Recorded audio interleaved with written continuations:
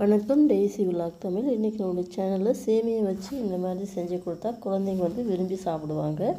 அது எப்படி செய்யணும்னு சொல்லி பார்க்கலாம். நான் ஒரு பேக்கெட் அளவுக்கு அணில் சேமியா எடுத்திருக்கேன். தண்ணி நல்லா கொதிக்க வச்சு கொஞ்சமாக உப்பு போட்டுக்கலாம். ஒரு பிஞ்ச் அளவுக்கு உப்பு போட்டுக்கலாம். கொதித்த தண்ணியில் இந்த சேமியாவை நல்லா சின்ன சின்னதாக நல்லா நொறுக்கி விட்டு இதிலே போட்டு நல்லா அலசி விட்டுட்டு உடனே வடிகட்டிடணும். ரொம்ப நேரம் விடக்கூடாது. விட்டோம்னா நல்லா இதிலே வெந்துடும்.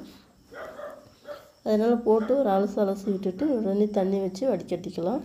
தண்ணி நம்ம பச்சை தண்ணி எதுவும் ஊற்ற தேவையில்லை. இதே தண்ணி போதும். இதில் நல்லா சுடு தண்ணியில் வெந்தாவே அந்த பிசுப்பெல்லாம் போயிடும்.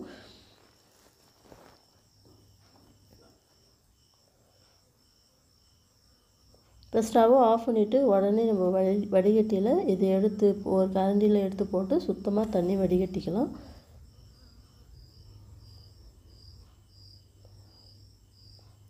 இப்போ தண்ணி சுத்தமாக வடிஞ்சிருச்சு. இதை வேறு ஒரு பிளேட்டில் மாற்றிக்கலாம். மாற்றி நல்லா இதை நல்லா ஆற விடணும்.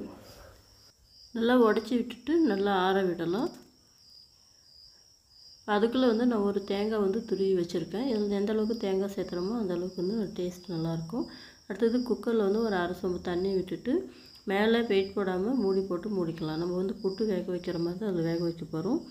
இப்போ ஆறின சேமியாவில் நல்லா ஒரு முழு தேங்காய், தேவையான அளவுக்கு சர்க்கரை எல்லாத்தையும் சேர்த்து நல்லா ஸ்பூன் போட்டு கலக்கிக்கலாம். இல்லைன்னா கை போட்டு நல்லா ஒன்றோடு ஒன்று ஒட்டாத மாதிரி தேங்காய் எல்லா இடத்துலையும் ஸ்ப்ரெட் ஆகிற மாதிரி நல்லா கலந்துக்கலாம்.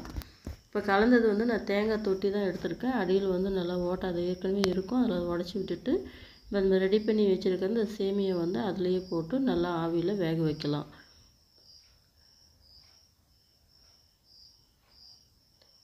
லைட்டாக அழுத்தி விடணும். இல்லைன்னா அங்கங்கே கொஞ்சம் போலாக இருக்கிற மாதிரி இருக்கும். இப்போ மேல் மூடி போட்டு அப்படியே மூடிக்கலாம். நல்லா வெந்துச்சுன்னா இந்த சைடில் ஆவி வரும். அந்த ஸ்டேஜில் நம்ம ஸ்டவ் ஆஃப் பண்ணிட்டு இறக்கிட்டு ஆற வச்சு இதை பரிமாறிக்கலாம். அவ்வளோதான். இந்த வீடியோ உங்களுக்கு பிடிச்சிருந்தா இந்த சேனலுக்கு லைக் பண்ணுங்கள், ஷேர் பண்ணுங்கள். டெய்ஸி விலாக் தமிழுக்கு